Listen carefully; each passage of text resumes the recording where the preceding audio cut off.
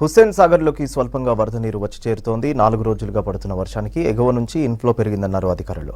Hussain Sagar inflow, అవుట్ఫ్లోపై మరింత సమాచారం శ్రావణ్ అందిస్తారు.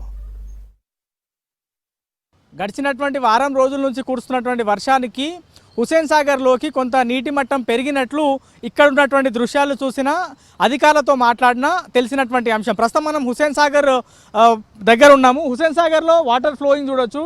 పైన జీడిమెట్ల, కుకట్పల్లి, చింతల్, ఐడిపిఎల్, షేర్లింగంపల్లి లాంటి ప్రాంతాల నుంచి వాటర్ అనేది ఎక్కువ ఫ్లోటింగ్ ఉండడంతో అది నేరుగా హుస్సేన్ సాగర్లోకి వచ్చి కలుస్తుంది.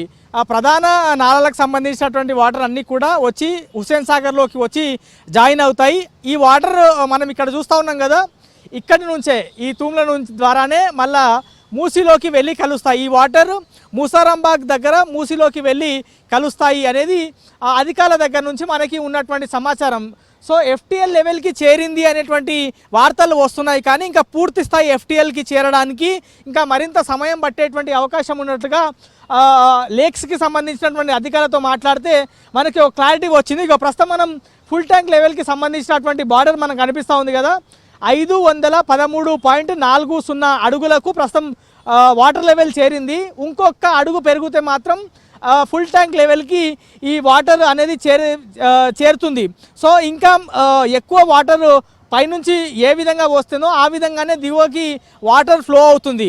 బేసిక్గా ఇంకో అంశం నేను చెప్పేటువంటి ప్రయత్నం చేస్తా. హుస్సేన్ సాగర్లో నుంచి దిగువకి వాటర్ వెళ్ళేందుకు ప్రత్యేకంగా గేట్లేమి ఉండవు.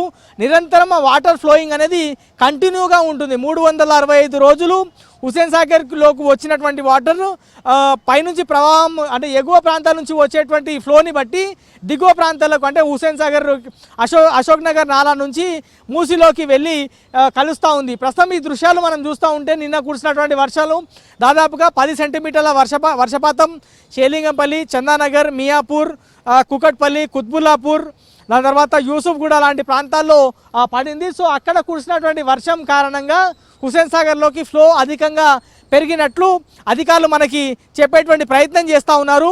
సో ఈ వాటర్ ఫ్లోయింగ్ పైన నిరంతరము మానిటరింగ్ అనేది కొనసాగుతుంది. ఎవ్రీ అవర్ టు అవర్ దీనిపైన మానిటరింగ్ చేయాల్సిందిగా ఉన్నతాధికారులు ఆదేశించారు. సో లేక్స్కి సంబంధించినటువంటి అధికారులు ప్రత్యేకంగా హుస్సేన్ సాగర్లో ఫ్లోటింగ్ ఏ విధంగా ఉంది, ఎగువ ప్రాంతంలో ఎక్కడ వర్షం పడుతుంది, ఎన్ని క్యూసెక్ల వాటర్ హుస్సేన్ సాగర్లోకి ఇన్ఫ్లో అవుతుంది, ఎన్ని క్యూసెక్లకు సంబంధించినటువంటి వాటర్ దిగువకి మనం వదులుతున్నాము అని దిగువకి వెళ్తుంది అనేటువంటి అంశాలపైన ప్రత్యేకంగా మానిటర్ చేయమన్నారు.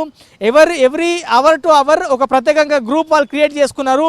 వర్షాకాలంలో ఏమేమి జాగ్రత్తలు తీసుకోవాలి, ఎట్లాంటి నిబంధనలు పాటించాలి, ఒకవేళ ఎక్కువ ఇబ్బందికర పరిస్థితులు హుస్సేన్ సాగర్లో ఉత్పన్నమైతే ఏ విధంగా దాని దిగువకు మనం వదిలేటువంటి ప్రయత్నం చేస్తాం.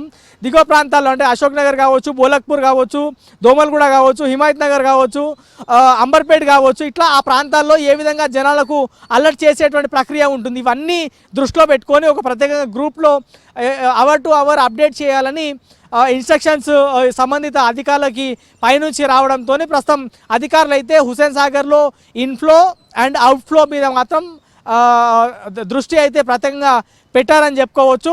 నిన్న పడినటువంటి వర్షం మనలో 4-5 రోజుల పాటు కంటిన్యూస్గా పడతాయి. అంటే 10 సెంటీమీటర్ల వర్షపాతం యూసుఫ్గూడ కానీ, కుకట్పల్లి కానీ, ఐడిపిఎల్లో కానీ, సూరారం కానీ, కుత్బుల్లాపూర్లో కానీ ఇట్లా ఆ ప్రాంతాల్లో 10 సెంటీమీటర్ల కన్నా ఎక్కువ వర్షపాతం కంటిన్యూగా రాబోయే 5-10 రోజుల్లో లేదంటే 10-15 రోజుల్లో కంటిన్యూగా పడితే హుస్సేన్ సాగర్లోకి మరింత ఇన్ఫ్లో పెరిగేటువంటి అవకాశం ఉన్నట్లు మనకి అధికారుల దగ్గర నుంచి ఉన్నటువంటి సమాచారం.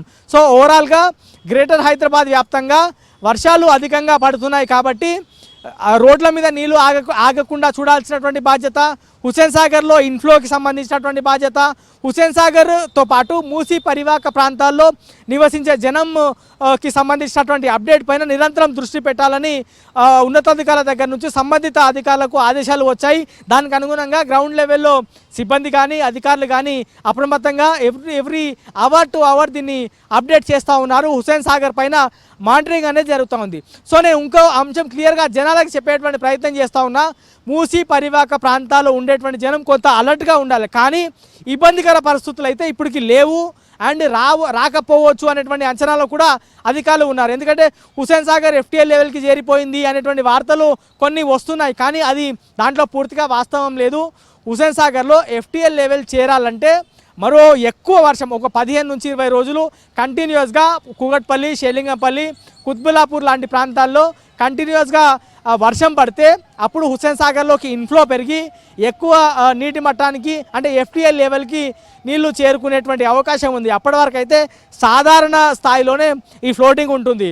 కాకపోతే పైనుంచి వచ్చేటువంటి ఇన్ఫ్లో బయటికి వెళ్ళేటువంటి అవుట్ఫ్లో మీద మాత్రం కొంత దృష్టి పెట్టాల్సి ఉంటుందని చెప్పుకోవచ్చు. గత ఏడాది జూన్ జూలైలోనే ఈ హుస్సేన్ సాగర్లో నీటి మట్టం ఎక్కువ ఉండే, సో అప్పుడు తొందరగా ఆ వాటర్ దిగువకు వద్దేటువంటి ప్రయత్నాలు, ఏమైనా హడల్స్ ఉన్నా, ఏదైనా చెత్త సెల్ట్ ఆగిపోయి ఉంటే దాన్ని తొందరగా క్లియర్ చేసేటువంటి ప్రక్రియ చేశారు. కానీ ఇప్పుడు జూలై ఎండింగ్ కావస్తుంది, ఇప్పటికీ కూడా పెద్ద మొత్తంలో వర్షాలు లేవు. కాబట్టి ప్రస్తుతం హుస్సేన్ సాగర్లో అంత పెద్ద మొత్తంలో ఇన్ఫ్లో లేదు, నార్మల్ ఇన్ఫ్లోనే ఉంది, నార్మల్గానే అవుట్ఫ్లో ఉంది. దీనిపైన మాత్రం రెగ్యులర్గా మానిటరింగ్ జరుగుతుంది.